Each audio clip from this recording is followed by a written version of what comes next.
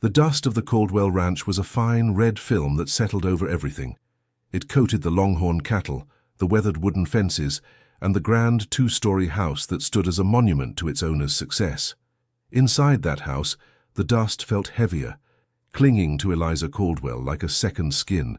It was the same dust that she had worked tirelessly to clear from the floors, the furniture, and the portraits of her husband, Arthur Caldwell. A man whose face was a study in chiseled arrogance, a portrait she had come to loathe. Eliza had arrived at the ranch 8 years prior, a quiet, slender girl from a small town in Tennessee, filled with dreams of a life built on love and partnership. Arthur, a man 15 years her senior, had swept her off her feet with promises of a vast future, a life of comfort and influence. He was a man of ambition, and his ranch, the Triple C, was a testament to his relentless drive.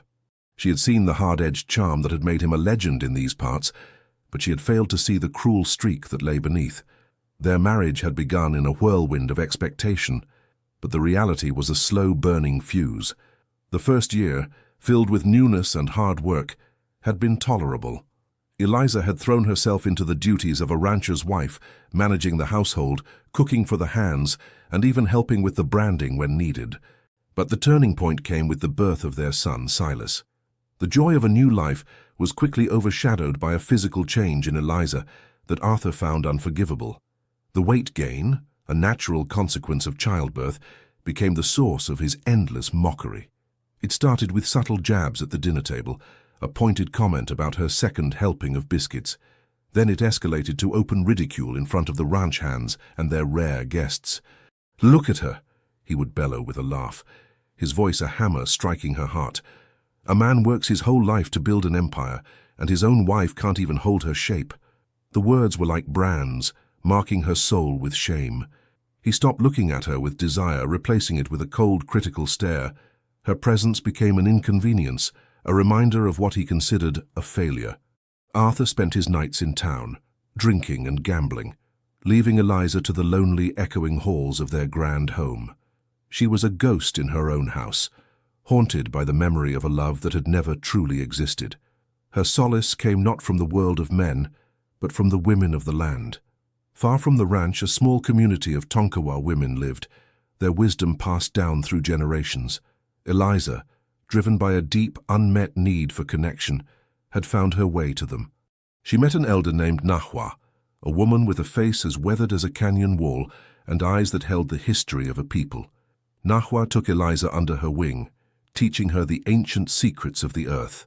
Eliza learned to read the land, to understand the language of the plants. She discovered the healing properties of mesquite bark, the calming power of desert lavender, and the antiseptic qualities of yucca root. Nahua taught her how to dry herbs, grind them into salves, and brew teas that soothed the body and the soul. This was where Eliza found her purpose, a quiet rebellion against the emptiness of her life. She started making her own remedies, not just for herself, but for the ranch hands who began to trust her more than they trusted Arthur. They would come to her with cuts, fevers, and aches, and she would tend to them with a gentle hand and a concoction that always seemed to work. The day Arthur left for San Antonio was like any other. He barked orders at the foreman, ignored Eliza as she stood in the doorway, and rode off with a final contemptuous glance. "Don't get any fatter while I'm gone," he called out, his words carried on the hot, dry wind. Eliza felt a familiar sting of tears, but this time something was different. A flicker of resolve, born from years of silent suffering, ignited within her. She was not the same girl who had arrived here. She was a woman of the earth now, her hands no longer just for dusting but for healing. As the days turned into a week and the week into two, an unsettling silence fell over the ranch. Arthur's return was expected, then delayed, then a matter of growing concern. The foreman, a grizzled man named Jed, approached Eliza with a worried look. "No word from Mr. Caldwell, ma'am. He was due back 3 days ago." Eliza felt a strange mixture of emotions. There was no love lost between them, but the fear for his safety was a primal human instinct she couldn't ignore. She sent one of the hands to town, but he returned with grim news. "He was seen with a couple of sharp-looking men, ma'am. They were heading out to the desert, said they had a big land deal. No one's seen them since." A chill ran down Eliza's spine.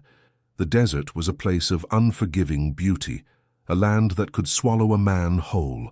She knew Arthur was a target for his wealth, and the idea of him being betrayed was not hard to believe. But the other ranchers, men who had seen Arthur's cruelty firsthand, offered no help.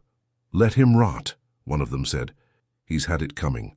The sentiment was widespread and palpable, but Eliza couldn't stand by and let a man die, even if that man was her husband, the source of her pain.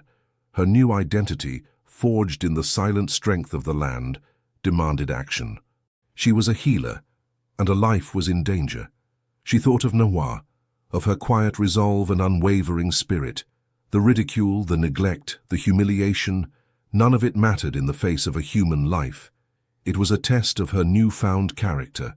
As the sun began to set, casting long purple shadows across the arid landscape, Eliza made a decision.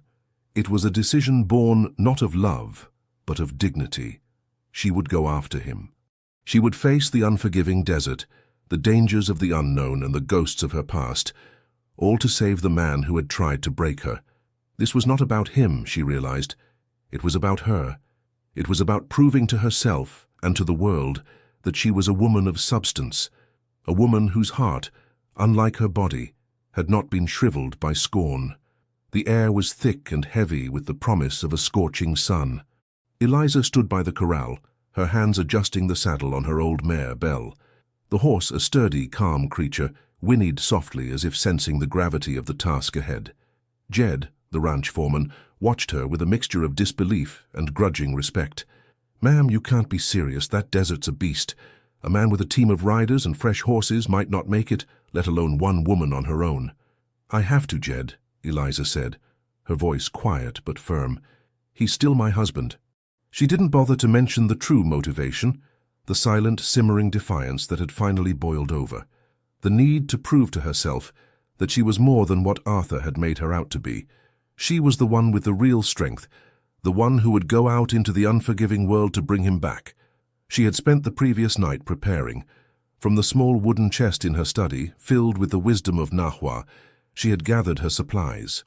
Dried yucca root, a powerful antiseptic for any wounds, a pouch of ground mesquite bark for pain, a small clay jar of desert lavender balm to soothe burns and insect bites.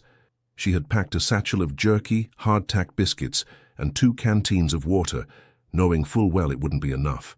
The desert would demand more. Jed, seeing the unshakable resolve in her eyes, finally relented. He placed a worn rifle in her hands. "You know how to use this, ma'am?" Eliza looked at the heavy firearm, its cold metal a stark contrast to the warmth of her healing herbs. "Arthur taught me, a long time ago, said a woman on a ranch needed to protect herself." The irony was not lost on her. The very man who had ridiculed her was now the reason she held this weapon, preparing to ride into the unknown. "It's been a while, but I remember." As she rode out of the ranch at dawn, the sun was a fiery red orb cresting the horizon. The grand house, once a symbol of her dreams, now looked like a distant hollow monument. She didn't look back. Her gaze was fixed on the vast, open expanse of the Chihuahuan Desert, a sea of brown, gray, and dusty green that stretched to the edge of the world. The first day was a grueling test. The heat was a living entity pressing down on her, stealing the moisture from her skin and the air from her lungs. She had to pace Belle carefully, leading her over rocky outcrops and through thorny scrub brush. Eliza's mind was a whirlwind of memories, each one a stark contrast to the unforgiving reality of the present.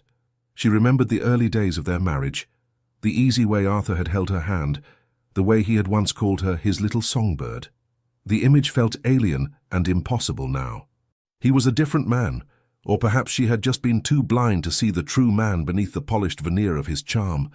She thought of Nahua. The wise old woman had a way of seeing through the surface of things.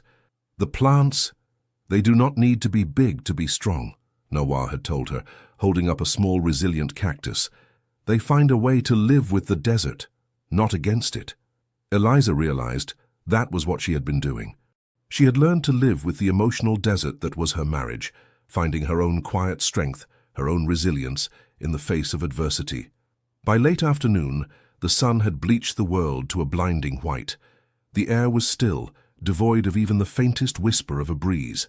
Eliza's water was running low, and she knew she couldn't keep going at this pace. She needed a plan, a trail to follow. She dismounted Belle, leading her to a small, shaded alcove under a rocky overhang. It was there, as she rested, that she found her first clue. A half-buried hoofprint in the sand, distinct from Belle's. It was the mark of a well-shod horse, not a wild one. Arthur's horse. Following the faint trail, she realized they hadn't ridden straight west as she'd expected. The prince veered north, toward a notoriously treacherous canyon known as Rattlesnake Gulch. The path was narrow, the rock walls steep and crumbling. It was a perfect place for an ambush. A knot of fear tightened in her stomach. She knew her husband's business dealings were not always transparent, and his partners, if they had turned on him, would have chosen a place where no one would ever find a body. As she cautiously navigated the winding path, the canyon walls seemed to close in around her. The silence was broken only by the sound of Belle's hooves and the low, rattling buzz of a snake she saw slithering across her path. The sun began its slow descent, painting the canyon in hues of orange and deep purple. She found a sheltered spot to make camp for the night, a small cave that offered protection from the wind and any predators. She ate a meager dinner of jerky and a hard biscuit, her thoughts turning to Arthur. What was he doing now? Was he alive? Was he hurt? The questions gnawed at her, not out of love, but out of a grim sense of duty.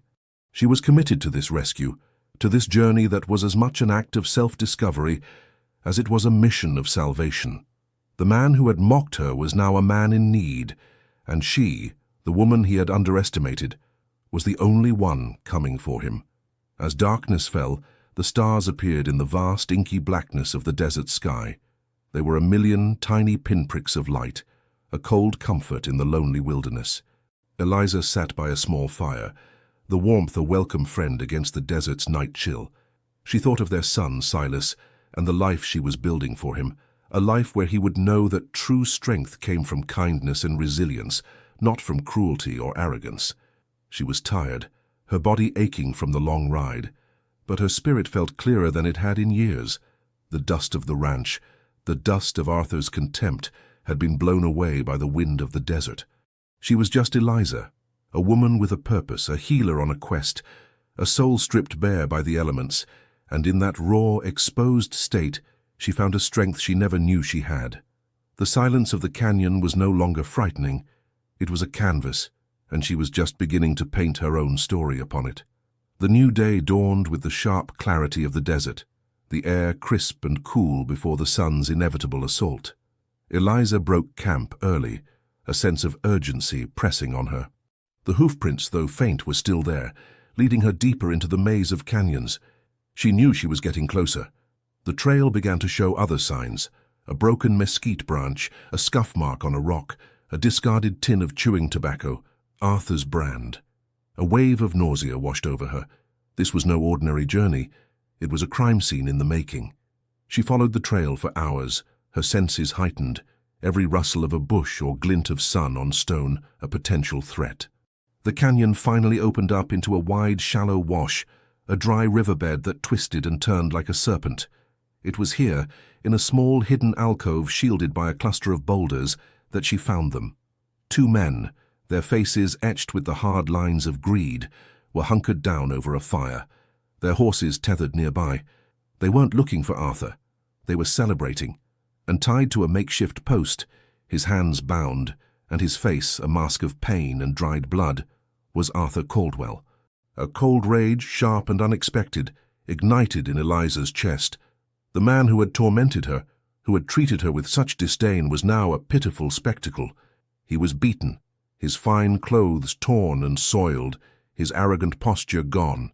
He was nothing but a man, vulnerable and broken, and the men who had done this were laughing, toasting their ill-gotten gains with a bottle of whiskey. Eliza dismounted quietly, securing Belle behind a large rock. Her heart pounded in her ears, a frantic drumbeat of fear and fury. The rifle felt heavy and foreign in her hands, a stark contrast to the gentle touch of her healing hands. She had no time for a plan, no grand strategy. It was a moment of primal instinct. She took a deep breath, aimed the rifle, and fired. The shot echoed through the canyon like a clap of thunder. The sound of the bullet striking rock, inches from one of the men's heads, was a sickening thud. The men's laughter died in their throats. replaced by a panicked scramble for their own weapons. "Show yourselves!" one of them yelled, his voice rough with surprise. Eliza, her heart still hammering, fired again, this time hitting the ground directly in front of their feet. "Get on your horses and ride!" she screamed, her voice hoarse and raw, "or the next one won't miss." The men, startled and disoriented, looked at each other. They were 2 against 1, but they didn't know who they were up against or if she was alone.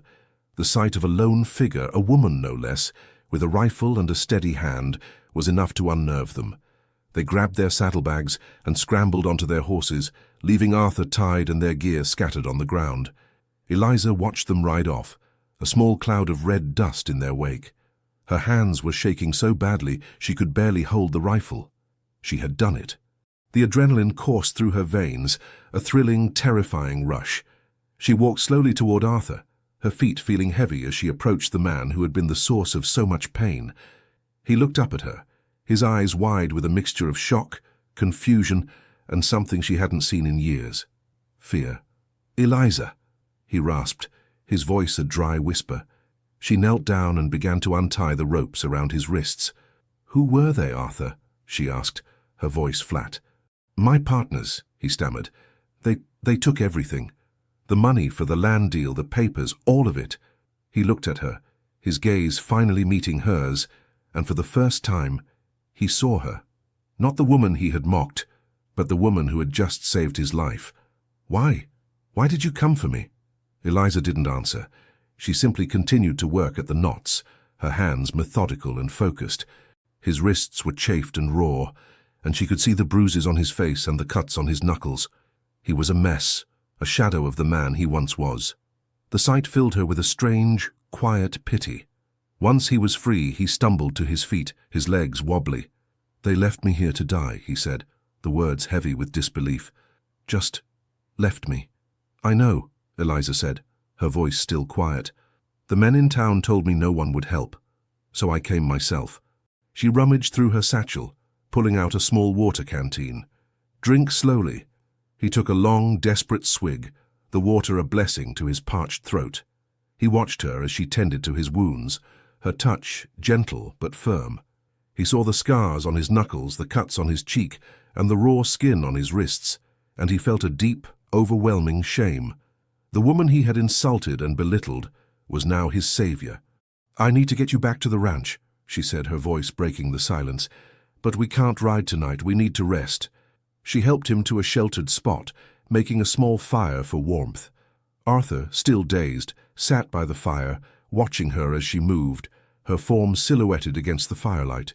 He saw the strength in her shoulders, the determination in her eyes, a strength he had never bothered to look for. He saw the woman he had mocked, but this time he saw her as a hero. Eliza pulled out the ground mesquite bark and made a paste with a little water. "This will help with the pain," she said, applying the concoction to a deep gash on his forehead. "And this," she added, holding up the yucca root paste, "will keep it from getting infected." He winced as she worked, but he didn't complain. He simply watched her, his mind reeling with the events of the day and the years of his own foolishness. He saw her now, not as an inconvenience, but as a force of nature, a woman who had been shaped by the very pain he had inflicted. The shame was a bitter pill to swallow. As the night wore on, the two of them sat in a strained silence, the fire flickering between them. The roles were reversed. He was the one who was helpless, and she was the one who was in control. The power had shifted, not with a word or a fight, but with an act of quiet, courageous mercy. Arthur knew, with a sudden, chilling clarity, that this was the moment she had been waiting for. Not for revenge, but for this. The moment when he would finally see her for who she was, and the moment she would make him regret everything.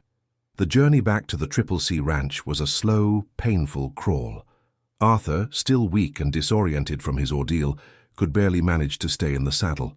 Eliza, riding Belle beside him, had to constantly check on him, her own exhaustion a dull ache in her bones. The desert, which had been a formidable adversary on her way out, now felt like a relentless guardian, refusing to release them easily. The first few days were marked by a tense, uncomfortable silence. Arthur tried to speak, to offer some form of apology or explanation, but the words caught in his throat.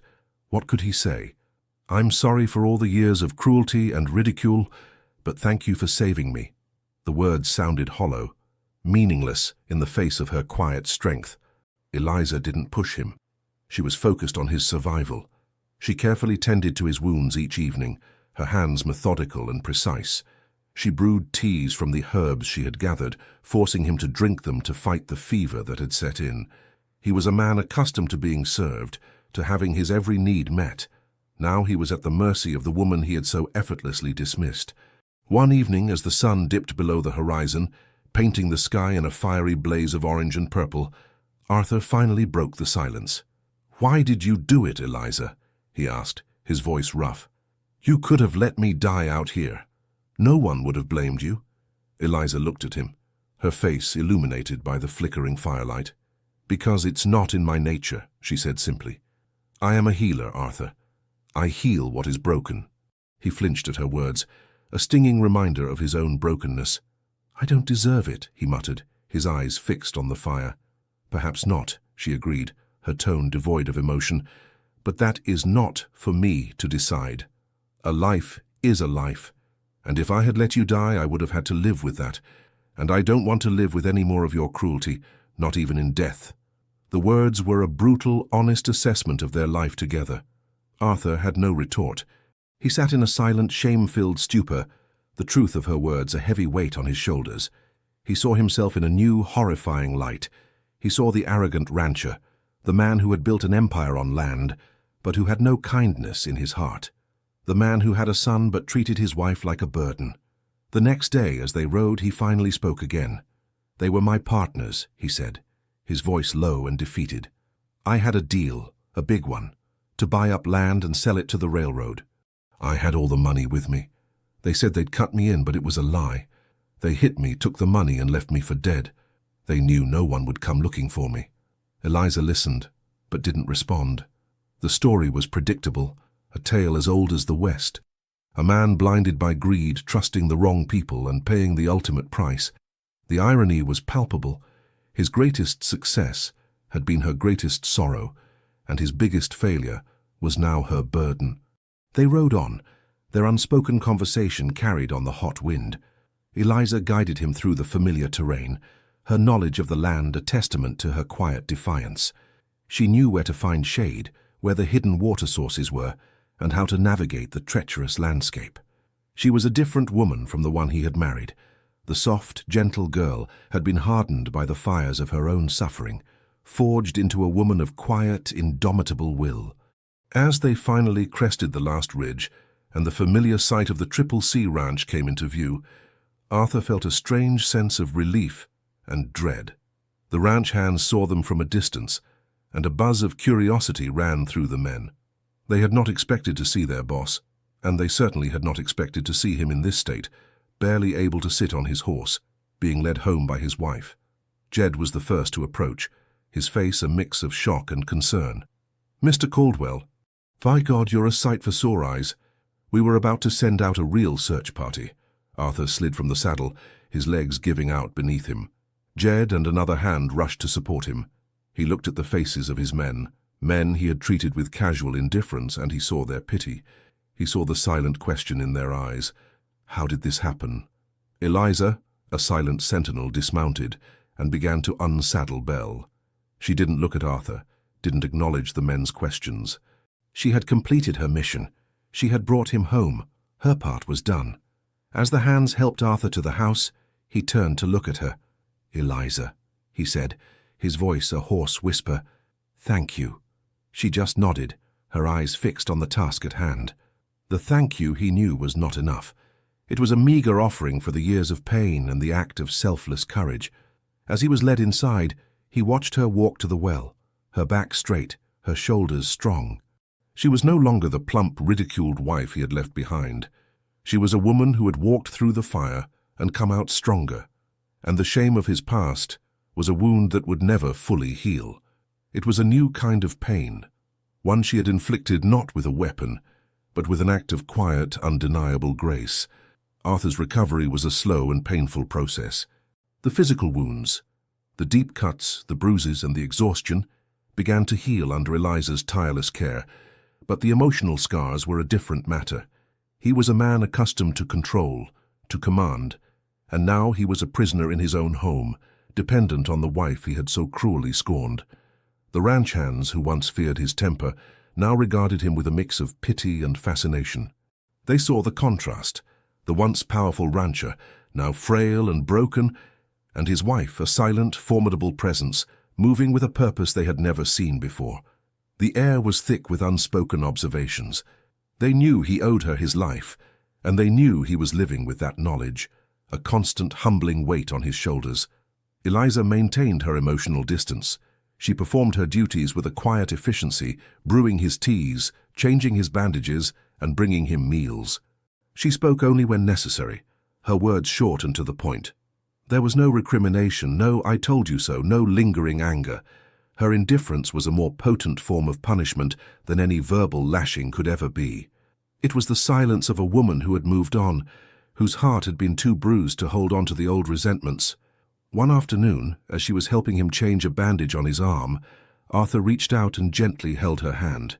Her touch was warm and steady. He had forgotten what it felt like to be touched by her. "Eliza," he began, his voice raspy, I don't know what to say." She pulled her hand away, her movements precise and detached. "There is nothing to say, Arthur. Your body needs to heal." He sighed, his shoulders slumping. "You're right. Words are meaningless now." He paused, looking at her with a raw honesty he had never shown before. "I'm not the man I was, or rather, I am, but I'm finally seeing what a fool I've been. I was so busy building a life I forgot to live it." She didn't reply. She simply finished her task and left the room, leaving him alone with his thoughts.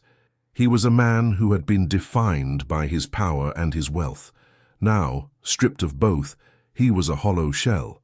His partners had taken the money, the land deal was gone, and his reputation in the wider world was in tatters. The Triple C was all he had left, and he knew it was only a matter of time before the whispers and rumors spread like wildfire. He had to face his reality, and the bitterest part was that he had to face it with her. Days turned into weeks. Arthur's physical strength slowly returned, but his spirit was still broken. He would sit on the porch, staring out at the land he had once dominated, now feeling like a trespasser in his own home. He watched Eliza go about her work, her movements graceful and confident. He saw her talking to Jed, her face animated and smiling. He saw the ranch hands come to her with their injuries, trusting her with a faith they had never shown him.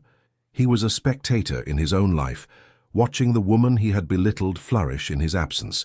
He began to notice the details he had ignored for years, the way she had built a small, well-kept garden filled with herbs and medicinal plants, the way she had a quiet authority with the staff, a respect she had earned through kindness, not cruelty, the way she cared for their son, Silas, with a love that was a sharp, painful contrast to the coldness he had shown. One evening, he watched as Eliza sat with Silas, reading him a book by the firelight. Silas, a small boy with his mother's kind eyes, was laughing, his face a picture of pure joy. Arthur felt a stab of regret so sharp it took his breath away. He had missed so much. He had been so consumed by his own ambition and arrogance that he had forgotten to be a father, a husband, a man. He stood up, his legs still wobbly, and walked to the door. "Eliza," he said, his voice hesitant. She looked up, her expression a blank slate. I want to talk to you," he said, gesturing to the porch. She nodded slowly, handing the book to Silas and whispering for him to go to bed. The boy, ever obedient, did as he was told. Eliza walked to the porch, standing a few feet from her husband. The space between them felt like an impassable chasm. "I know I owe you my life," he said, his voice low and full of an aching sincerity. "And I know that words won't make up for what I've done. But I want to try, I want to tell you, I'm sorry, Eliza, for everything." She looked at him, her face still impassive. "An apology is a small thing, Arthur," she said, her voice quiet but firm. "It is an action that defines a man, not his words. What do you intend to do now?" He had no answer. He had never considered a life without wealth, without power. But looking at her, a woman of such quiet resilience, he knew that the man he had been was a man he could no longer be. The past was a weight he would have to carry, but the future, he hoped, could be different. He was finally ready to face the long, arduous road of redemption, and he knew with a gut-wrenching certainty that the first step was earning back the respect of the woman who had saved him, the woman who had made him regret everything. The months that followed were a testament to the fragile process of healing. Arthur, stripped of his arrogance and humbled by his ordeal, began the slow, difficult work of rebuilding his life and his character. The once prideful rancher now worked alongside his men, not as a demanding boss, but as a humbled partner. He learned to listen to their advice, to share in their burdens, and to offer a helping hand rather than a harsh command. Eliza watched him from a distance, her heart a guarded fortress. She saw the changes, the way he spoke to Silas with a newfound patience, the way he would stop to ask Jed about a problem with the fence, the way he would look at her with a quiet, pleading sincerity. But the years of scorn were not easily erased. The old wounds were deep, and the scars they left were still tender. Her own life, however, was flourishing. Her healing knowledge, once a private solace, had become a source of profound respect and influence. The ranch hands no longer saw her just as the rancher's wife, but as a wise and compassionate healer. Neighbors from nearby ranches, hearing of her skills, began to seek her out for remedies and advice. Eliza's garden grew larger, a testament to her expanding reputation. She was building a legacy of her own, one of kindness and wisdom, not of wealth and power. The Triple C Ranch, once a monument to Arthur's ego, was slowly being transformed by Eliza's quiet strength. She had always run the house with efficiency, but now she did it with a quiet pride. She was no longer a ghost in her own home, she was its heart and soul. One afternoon, as she was grinding herbs in her study, Arthur came to the doorway. He knocked softly, a gesture of respect she had never seen from him before. "Eliza," he said, his voice tentative, "may I speak with you?" She set down her tools, her hands a blur of motion. "Yes, Arthur." He entered the room, his eyes taking in the details he had never bothered to notice before. The small, neat rows of jars and pouches, the scent of lavender and sage, the books on medicinal plants she had somehow acquired. I wanted to thank you again, for everything you've done, not just for me, but for this ranch." She looked at him, her gaze unwavering. "I do what needs to be done, Arthur, just as I always have." He nodded, a flicker of pain in his eyes. "I know. And that's the hardest part to bear. The knowledge of how much you gave and how little I appreciated it." He paused, his voice thick with emotion. "I heard some of the men talking. They call you the healer, and they say you're the only reason they stayed on when things were difficult." A small, almost imperceptible smile touched the corner of Eliza's lips. "They are good men, Arthur.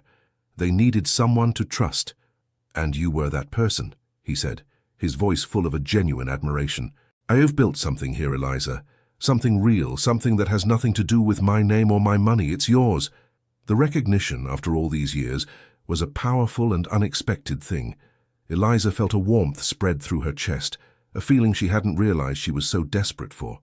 "It is just what I have to do," she said, her voice softening. "No," he insisted. "It's more than that. It's a testament to who you are, the kind of person I should have been all along." He looked at her, his eyes pleading. "Eliza, I want to make things right. I know I can't undo the past, but I can try to build a new future. For us, for Silas." She looked at him, truly looked at him, for the first time in a long time. She saw the lines of exhaustion and regret on his face, the humility in his eyes, the man who had been stripped bare by the desert and by his own choices. He was not the man she had married, but he was also not the man she had despised. He was a new man forged in the crucible of his own failure. "A future," she repeated, the word hanging in the air. "A future built on what, Arthur? On what's left of the Triple C?" "On something better," he said, his voice full of a raw hope. "On honesty, on respect, on partnership. I need you, Eliza, not just to heal me, but to help me. This ranch is not just mine anymore, it's ours, and I can't do it without you." The proposal, a stark contrast to the dismissive arrogance of the past, was a moment of profound significance. Eliza knew that it was not a grand gesture, but a raw, honest plea from a man who had finally hit rock bottom and found his way back. She looked at the herbs on her table, the tools of her own quiet power. She thought of Silas, of the life she wanted for him, and she knew that the answer was not to leave, but to stay, not for revenge, but for the chance at a true, lasting redemption. The path was not easy, but for the first time in years she felt a glimmer of hope. Just as a fragile peace began to settle over the Caldwell Ranch, a new shadow appeared on the horizon. It was a man on a horse, a tall, imposing figure whose dark duster and cold eyes spoke of a different kind of business than ranching. He rode with an air of authority, his horse moving with a deliberate, confident gait. The ranch hands watched him approach, a silent alarm running through them. He was a stranger, and in the West a stranger was rarely a friend. The man dismounted in front of the house, his gaze sweeping over the yard, the barn, and the porch where Arthur and Eliza were sitting. His eyes settled on Arthur, a glint of recognition in their depths. "Arthur Caldwell," he said, his voice a low, gravelly rumble. "I thought you were dead. A few men I know said you were." Arthur's face, which had slowly been regaining some colour, went pale. "And you are?" he asked, his voice shaky. "The name's Silas Finch," the man said, a smirk playing on his lips. "I was a partner of the men who left you for dead. A silent partner." He paused, his gaze shifting to Eliza, a flicker of insolent curiosity in his eyes. "Didn't expect to see you here, ma'am. Must have been your doing, wasn't it?" Eliza's hand instinctively went to her son's arm, pulling him closer. Silas was playing on the porch, and the sight of this dangerous-looking man had made him stop and stare. "He's my husband," she said, her voice flat. "I brought him home." Finch's smirk widened. "Well, isn't that a touching story? A woman saves her man. The thing is, your man left a few things behind, and my partner, they're not happy that a part of the deal went missing. The money's gone, but the papers, the deeds to the land you were trying to acquire, those are still out there." Arthur felt a knot of fear tighten in his stomach. The papers. The men had been so focused on the money that they had left the deeds scattered on the ground. Eliza had picked them up, not knowing what they were. They were still in her satchel, tucked away in the back of a drawer in their room. A small, seemingly insignificant detail that had just become a matter of life and death. "I don't know what you're talking about," Arthur said, trying to sound more confident than he felt. Finch's eyes narrowed. "Don't play coy, Caldwell. My partners said you were a coward. I'm starting to believe them. We know you have them, and we want them back. They're worthless to you now, but to me, they're worth a fortune." He took a step closer, his eyes fixed on Eliza. "A woman with a healing touch, huh? That's what I heard. Well, my associates are coming, and they're not as patient as I am. You can heal them, or you can give us what we want. The choice is yours." He didn't wait for a response. He simply mounted his horse, gave them a cold, lingering look, and rode off, the dust from his horse's hooves a cloud of ominous promise. The silence he left behind was heavy and suffocating. Arthur looked at Eliza, his face a mask of fear and shame. "The papers," he whispered. "They're coming back for them. They'll kill us, Eliza. All of us." Eliza, her mind racing, took a moment to compose herself. She knew the papers were in their room, and she knew she had to get rid of them. But she also knew that destroying them wouldn't be enough. Finch and his men would tear the place apart. They were not just after the papers, but the message they represented, that Arthur could not be trusted. "We have to burn them," Arthur said, his voice frantic. "Burn them and pretend we don't know anything about them." Eliza shook her head. "That's what they want you to do. They want to see you scared. We have to be smarter than them. We have to think like them." She looked at him, her eyes filled with a new, dangerous resolve. "They're not just after the papers, Arthur. They're after you. They want to finish what they started. This is not about a land deal anymore. This is about pride and blood." Her words were a stark, cold reality. Arthur, who had been so focused on his own survival, had forgotten the simple, brutal truth of the Old West. Revenge was a currency of its own, and Finch had come to collect. They had to prepare. Eliza, who had learned to read the land, knew how to read the threat. She went to Jed, her voice low and serious. "Jed, we have visitors coming. Bad ones. The kind who don't care about a man's ranch, just what he's got." Jed, his face grim, nodded. He had seen men like Finch before. "We'll be ready, ma'am. The boys and I. We'll protect the ranch. We'll protect you and Silas." Arthur, who had been listening from the porch, felt a sense of relief and a new gnawing shame. His men were willing to fight and die for Eliza. the woman they had come to respect. He, the man who had owned this land, had no one to stand by his side. His own greed had made him a pariah, and only her quiet kindness had earned him a chance at redemption. As night fell, a new kind of silence settled over the ranch. It was the silence of anticipation, of men preparing for a fight. Eliza, standing with Arthur on the porch, looked out at the vast, dark landscape. The desert, which had once been a canvas for her own journey, was now the backdrop for a final confrontation.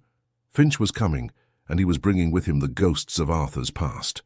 But he didn't know that the woman he had dismissed was a warrior in her own right, and she was not about to let anyone destroy the new life she had so carefully, so painstakingly built. The air was heavy with anticipation. The news of Silas Finch's visit spread through the ranch like a brush fire, igniting a sense of purpose and resolve among the ranch hands. They were not just hired men anymore. They were defenders of their home and of the woman who had cared for them like family. Jed, the grizzled foreman, gathered the men in the main barn, a low murmur of conversation filling the air. Arthur stood in the shadows, a silent observer. He had nothing to offer, no plan to make, no command to give. He was a spectator to the battle for his own life, a life now inextricably linked to the woman he had once despised. "All right, boys," Jed said, his voice a low rumble. "That man Finch, he's a snake, and he's got more snakes with him. They'll be here by morning. They're coming for Mr. Caldwell's old business papers, and they're coming with a fight." He paused, his gaze sweeping over the men. "But they don't know what they're up against. They don't know we've got the best medicine woman in all of Texas on our side, and they don't know she's what we're really fighting for." The men nodded in agreement, a shared sense of loyalty in their eyes. They had seen Eliza's quiet courage firsthand. They had felt her healing touch. They knew she was the heart of the Caldwell Ranch now, not Arthur's faded legacy. Eliza, meanwhile, was not a passive observer. She was a general, silently preparing her troops. She gathered her supplies from her study, her hands moving with a practiced, deliberate speed. She had no weapons, but she had a different kind of arsenal. Pouches of stinging nettle to create a diversion, bags of flour to mark their position in the dark, a jar of mesquite bark paste for any wounds that would surely come. Her medicine was her strategy. She went to each man, her eyes meeting theirs, her voice a low, soothing whisper. "Be careful," she would say. "Don't take risks you don't have to. You are all too valuable to this ranch to be lost." She gave each of them a small pouch of her concoctions, a quiet reassurance that she would be there to help, no matter what. Arthur, watching from the shadows, felt a new wave of shame. He had spent his life amassing power and influence, but in his moment of greatest need, it was Eliza's quiet, compassionate authority that commanded loyalty. He saw the way the men looked at her, the respect in their eyes. They were fighting for her, not for him. Later that night, as the moon cast long, eerie shadows over the land, Arthur finally approached her. "Eliza," he said, his voice soft, "I don't know what to do. I have no plan. I can't ask these men to fight for me." She looked at him, her eyes tired but determined. "They aren't fighting for you, Arthur. They're fighting for a home, for a life of peace, and for me." She paused, her gaze a mixture of pity and a burgeoning sense of empowerment. "You may be the man who built this ranch, but I am the woman who made it a home, and they will not let it be destroyed." He looked at her, and for the first time he saw the full extent of the change within her. She was a different woman, a different being. He was just a man with a past. She was a woman with a future, and that future was what she was fighting for. "I can fight," he said, the words a desperate plea. "I can take up a rifle. I can help." Eliza shook her head. "No, your role is different now. Your role is to be a husband and a father. To protect Silas. I will handle this. This is my battle, Arthur." The words were a brutal reversal of their lives. He, the once domineering patriarch, was being told to stand down, to protect his son, to let his wife be the warrior. He was humbled and emasculated, but in a strange, painful way, he was also liberated. He was no longer the man he had to pretend to be. He was just a man, stripped of his pride, and he was finally ready to admit that he needed her. As the first light of dawn began to paint the sky, the men of the Caldwell Ranch took their positions, their rifles at the ready. Eliza stood on the porch, a silent sentinel, her hands filled with the tools of her healing trade. Arthur stood beside her, his hand on Silas's shoulder, his heart a frantic drumbeat in his chest. A cloud of dust appeared on the horizon. Finch and his men were coming. But they were not just coming to a ranch. They were coming to a fortress defended not by power or by money, but by the quiet, indomitable spirit of a woman who had finally found her true strength. A woman who had been mocked and belittled, but who had risen from the ashes of her own suffering to become a force of nature, and she was ready for them. The men rode in a tight formation, their faces hard and unforgiving. At the head of the group was Silas Finch, his cold eyes fixed on the Caldwell ranch house. They were a pack of wolves hungry for a fight, and they had no idea that they were riding into a carefully laid trap. As they reached the edge of the property, the silence of the ranch was broken by a single sharp rifle shot. A bullet whizzed past Finch's ear, a warning shot that made his horse rear. The men scattered, their shouts and curses echoing in the morning air. They had been seen. From the barn, Jed's voice boomed. "You boys need to turn around. This ain't your land and we ain't in the mood for company." Finch, enraged, dismounted and took cover behind a watering trough.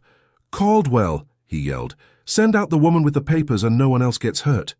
Eliza, standing on the porch, her hands trembling but her resolve firm, looked at Arthur. "He's bluffing," she whispered. "He wants to see you scared." Arthur, however, was no longer a coward. He was a man with a new kind of courage, a courage born of humility and love. He stepped forward, his voice a surprising boom. "Finch, you came for me, then come and get me. The papers are gone, just like your honor. But I'm still here, and I'm a better man than I was." Finch's face twisted in a snarl. "A better man? You're a fool, Caldwell. You're a dead man walking." He fired his rifle, the shot splintering the porch rail beside Arthur. Suddenly, a cloud of dust and fire descended upon Finch's men. Eliza, with a grim determination, had used a hidden slingshot to launch small bags filled with dried nettle and a flammable liquid she had prepared. The bags burst on impact, releasing a cloud of stinging powder that made the men cry out in pain and confusion. The ranch hands, seeing their chance, began to fire, aiming not to kill, but to disable. The men, their eyes and faces stinging, were disoriented and unable to see clearly. The chaos was complete. Finch's plan, a straightforward show of force, had been met with a clever, unexpected defense. In the midst of the chaos, Arthur, his heart pounding, grabbed a rifle from a fallen ranch hand. He was no longer the man who stood by and watched. He was a man who fought for his home and his family. He aimed and fired, the shot hitting a rock beside Finch's head.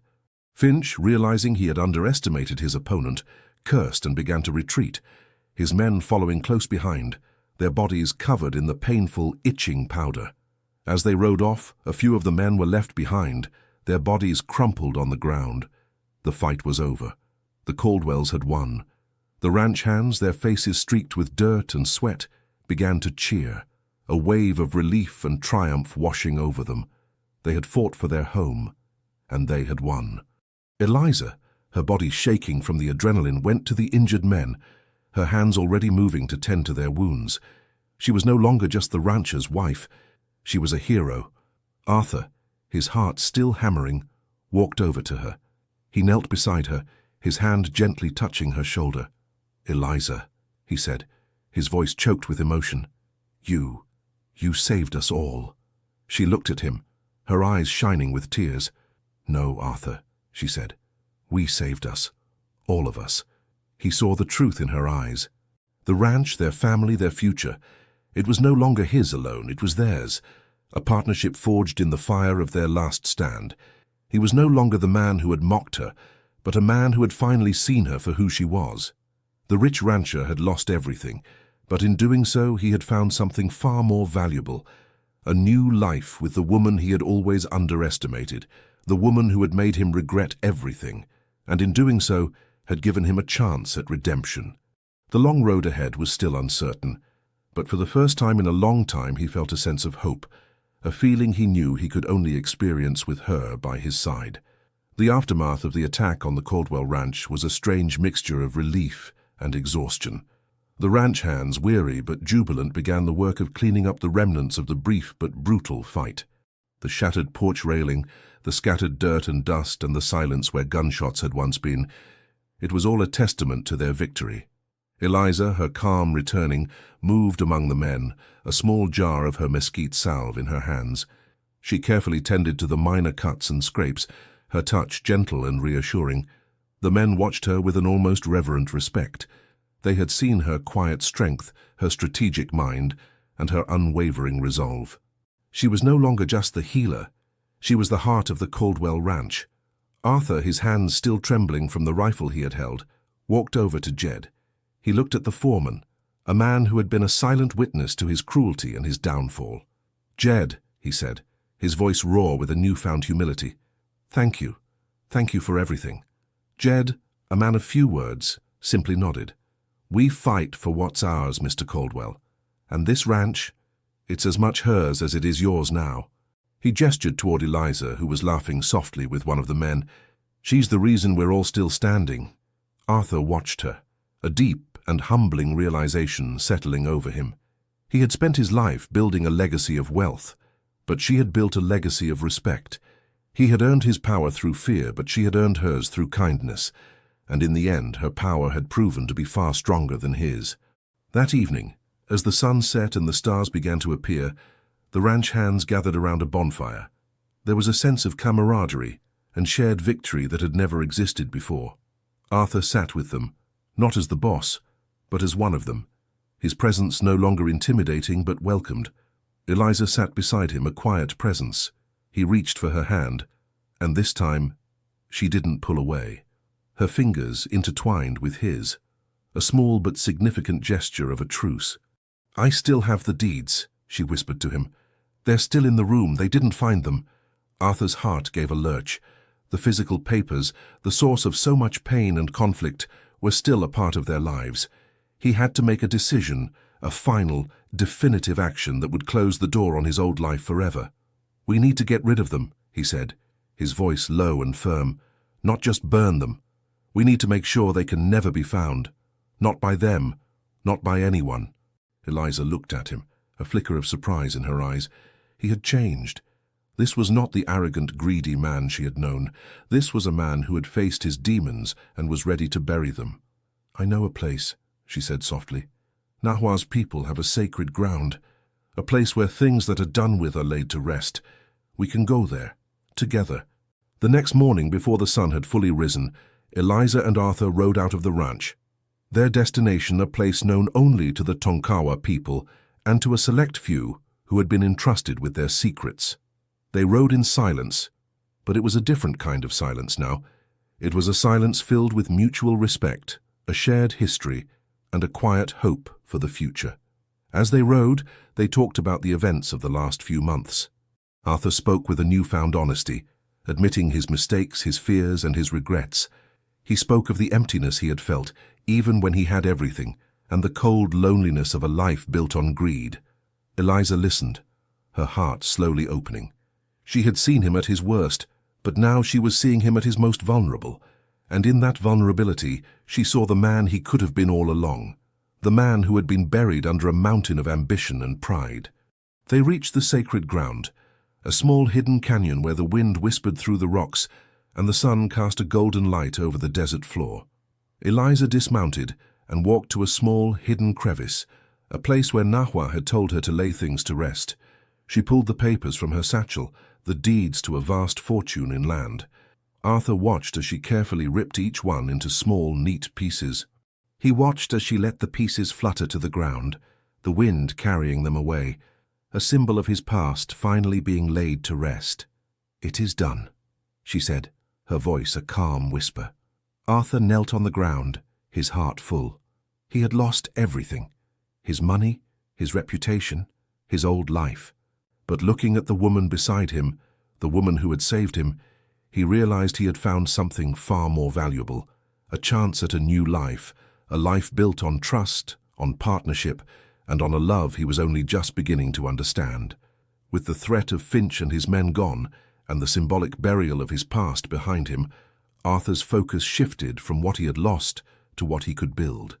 He had faced his own mortality and had come out of it a different man. The old Arthur, the one who was a stranger to his own home, was gone. A new man was slowly, tentatively taking his place. He began to work alongside the ranch hands, not as a boss giving orders, but as a man seeking to learn. He asked Jed for advice on cattle, listened to the younger hands' suggestions on improving the fences, and shared in their hard work under the hot Texas sun. The men, seeing his genuine humility, began to regard him with a new respect, a respect born not of fear, but of shared labor and common purpose. Eliza, meanwhile, continued to build her own legacy.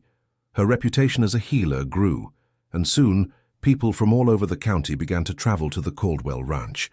They came with ailments and injuries, and she would greet them with a kind heart and a steady hand, her knowledge of the land a beacon of hope in a world with little medical care. She opened a small clinic in one of the unused barns, a place where people could come and rest and be tended to. The ranch, once a monument to Arthur's greed, was slowly becoming a haven for the sick and the weary. Arthur watched this transformation with a sense of pride and wonder. He saw the kindness in his wife's eyes, the compassion in her touch, and the unwavering strength in her spirit. He saw the way she was building a community, not with money or power, but with a quiet, compassionate strength. One afternoon, as she was tending to a small child with a fever, Arthur came to the clinic. He watched her, her face a picture of pure focus. When she was done, she looked up at him, a soft smile on her lips. "He'll be all right," she said. "Just a little fever. I gave his mother some teas to help him rest." Arthur nodded, his heart full. "Eliza," he said, "I've been thinking. This ranch, it's no longer just the Triple C, it's more than that. It's a place of healing, a place of hope." She looked at him, her eyes questioning. "I want to change the name," he said, his voice quiet but firm. "I want to change the brand. From the Triple C to something that represents us, a new beginning." The proposal, so unexpected, brought tears to Eliza's eyes. She had been so focused on her own quiet work that she had never imagined he would see it, would understand its significance. "What do you have in mind?" she whispered. He reached for her hand, his touch gentle and sure. "I was thinking of the symbol of the agave plant. It's resilient, it thrives in the desert, and its leaves are filled with medicine. It's you, Eliza. I was thinking of the healing ranch, or the resilient ranch." She looked at him, a deep sense of gratitude in her heart.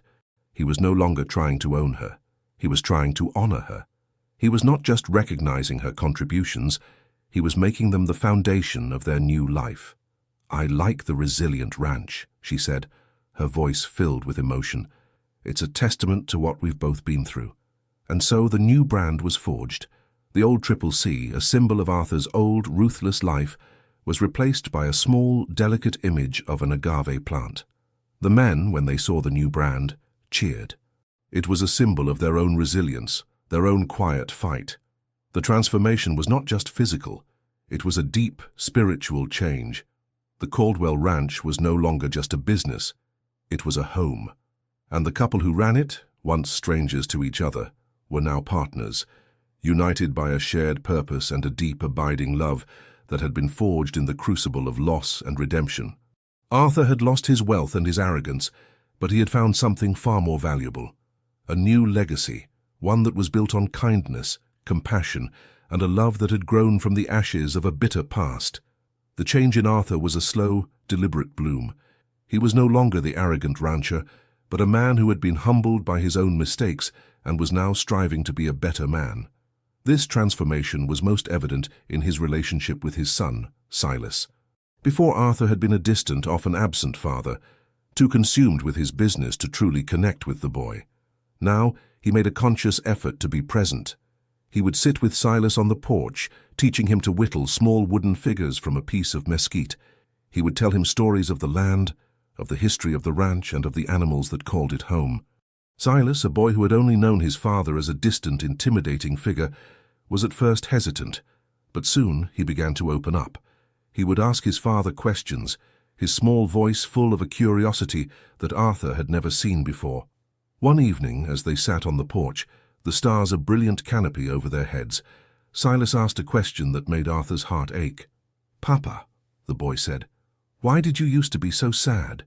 Arthur's hands stilled on the piece of wood he was carving. He looked at his son, his heart full of a pain he had carried for years.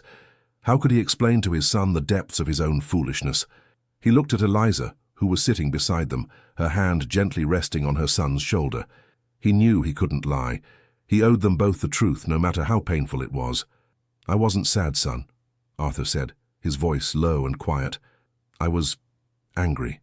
Angry at myself, mostly." Silas looked at him, his small face a mixture of confusion and concern. "Why were you angry, Papa?" "Because I was a fool," Arthur said, the words a raw confession. "I spent my life chasing after things that didn't matter. Money, power. I thought that's what made a man. And I was so busy chasing those things, I forgot about what really mattered. I forgot about you, and I forgot about your mother." He looked at Eliza, his eyes full of a genuine sorrow. "I was so busy building a big house and a big ranch that I forgot to make it a home. And in my anger, in my frustration, I took it out on the people who loved me most. I was cruel to your mother, son. I said things I shouldn't have. I hurt her." Silas's eyes widened and he looked at his mother, a silent question in his gaze. Eliza, with a quiet strength, nodded. "Your papa made some mistakes, honey, but he's trying to be a better man now, and that's all that matters." Arthur felt a tear slide down his cheek. He had never been so vulnerable, so exposed, and yet he had never felt so free. The shame of his past, a heavy weight he had carried for years, was finally beginning to lift. "I made your mother cry, son," Arthur continued, his voice thick with emotion. "And that was the worst thing I ever did. I was so full of pride that I couldn't see the beautiful, kind and strong woman she was. I was a rich man, but I was poor in spirit, and I was miserable." Silas, with the simple wisdom of a child, reached out and took his father's hand. "But you're not miserable anymore, Papa," he said. Arthur looked at his son, and then at his wife, and for the first time in his life, he felt a deep, profound sense of peace.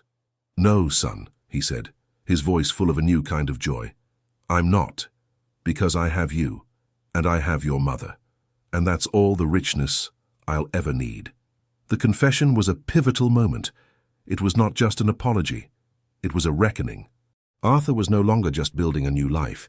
He was confronting the old one painful memory at a time, and in doing so, he was finally becoming the man his wife and son deserved. He had lost his wealth and his power, but he had found his soul, and he had found it in the quiet, compassionate love of the woman he had once mocked, the woman who had made him regret everything, and in doing so had given him a chance at true happiness. Just as the Caldwell family settled into their new, peaceful life, a familiar face appeared on the horizon. It was a man named Jack, a former ranch hand who had left the Triple C years ago, unable to bear Arthur's cruelty. He was a good man, a friend to Eliza in her loneliest days, and a man who had always treated her with respect. Jack dismounted in front of the ranch house, his face a mixture of surprise and concern. He looked at Arthur, who was working on a fence post, and then at Eliza, who was coming out of the house. He saw the change in them, a quiet, settled air that had not existed before. "Eliza," he said, his voice full of a genuine warmth, "it's good to see you. You're looking well." Eliza smiled, a genuine smile that reached her eyes. "Jack, I didn't think I'd see you again. What brings you back?" He hesitated, his gaze falling on Arthur. "I was passing through," he said. "Heard a lot of rumors." "Heard, Arthur? Well, heard he was in a bad way. I was worried about you, Eliza. I know how things were." Arthur, seeing the look in Jack's eyes, felt a familiar pang of shame. He knew what Jack was referring to. He had been a cruel and heartless man. He walked over to them, his shoulders squared, ready to face his past.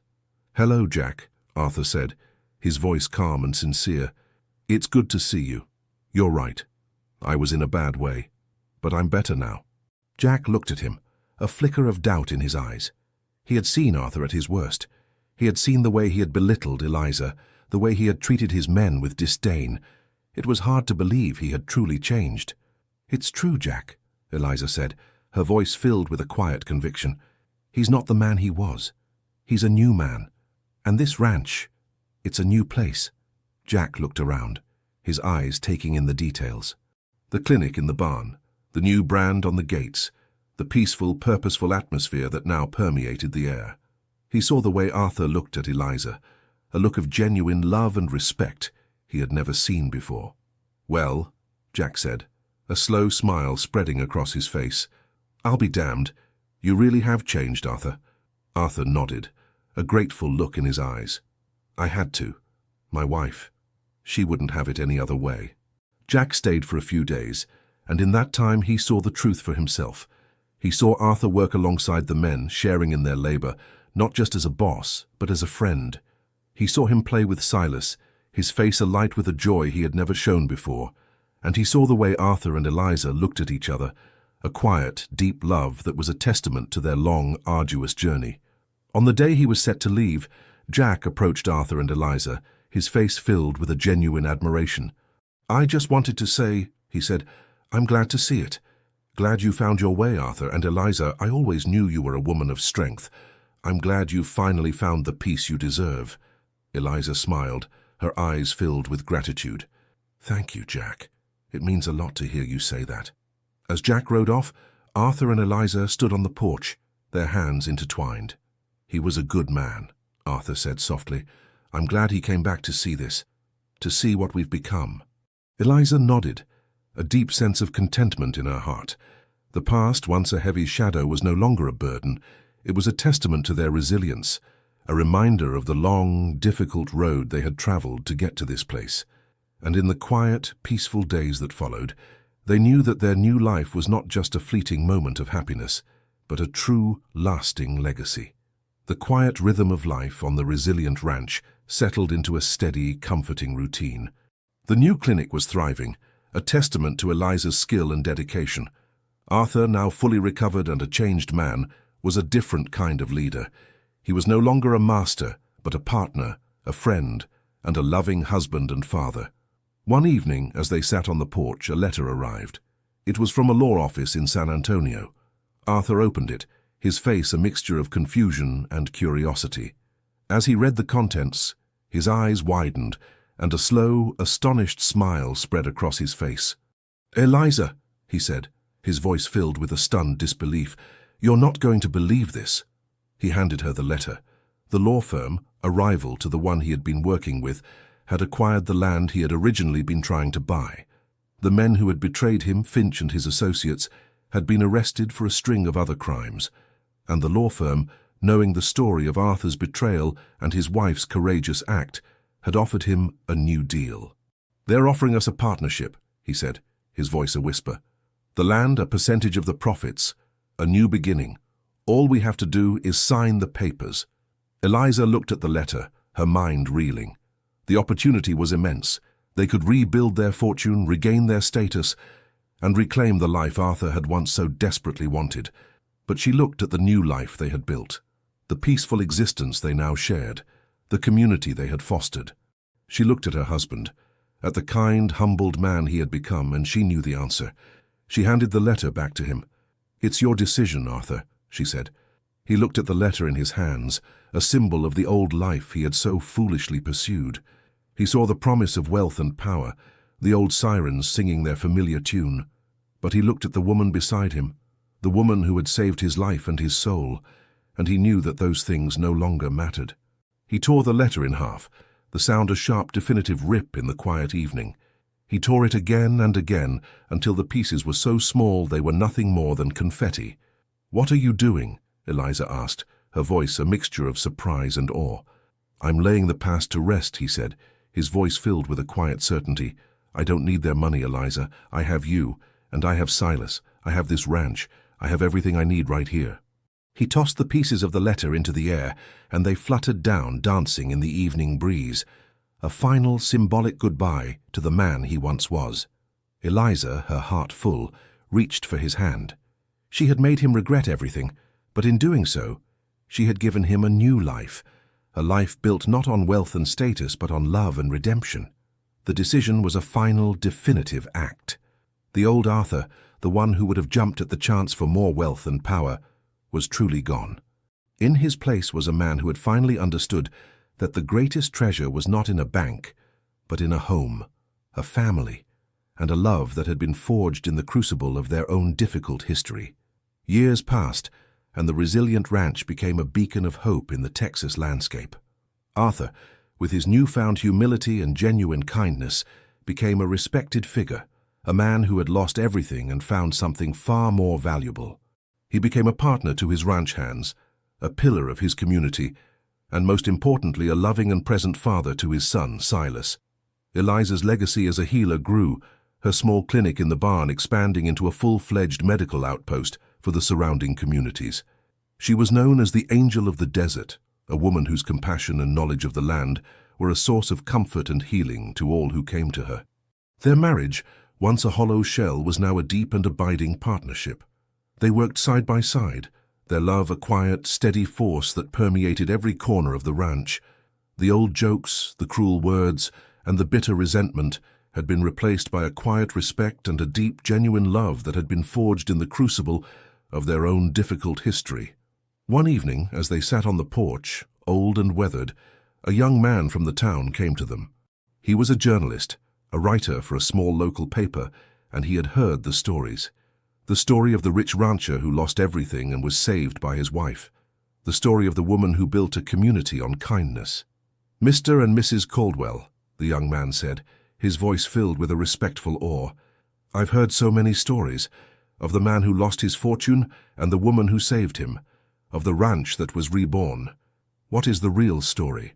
What is the secret to your resilience?" Arthur looked at Eliza, his eyes filled with a deep, unshakable love. He reached for her hand, his old, calloused fingers intertwining with hers. "The story," he said, his voice a low, gravelly rumble, "is not about money, or power, or even revenge. It's about a man who was a fool and a woman who was a hero." Eliza looked at her husband, a soft smile on her lips.